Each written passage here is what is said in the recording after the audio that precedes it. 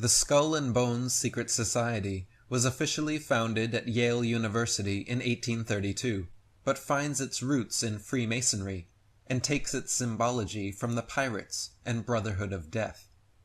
Like the Masons, bonesmen choose their own initiates, and the only way to enter the Brotherhood is to be tapped by an existing member. Only 15 members are accepted each year, which is absolutely amazing, considering the number of important historical figures who just happen to be Skull and Bonesmen. For instance, U.S. Presidents William H. Taft, George Herbert Walker Bush, and George Walker Bush were all three members of Skull and Bones.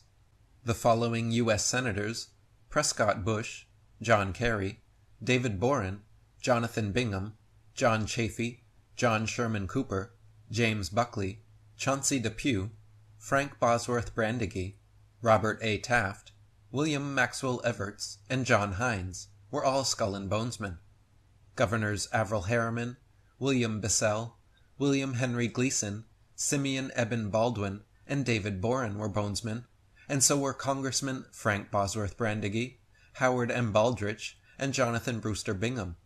Supreme Court Justices Morrison Waite, Potter Stewart, William Taft, Simeon Eben Baldwin, and Edward Baldwin Whitney were all Bones brothers. Also Pierre Jay, the first chairman of the New York Federal Reserve, and George L. Harrison, president of the New York Federal Reserve, were both Bonesmen.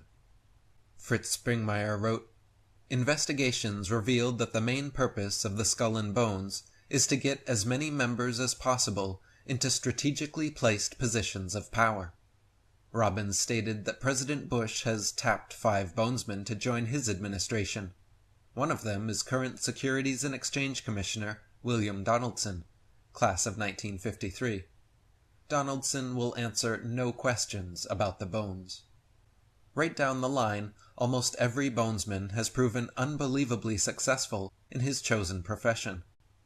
William Maxwell Evarts, class of 1837, became U.S. Secretary of State, Attorney General, and a senator.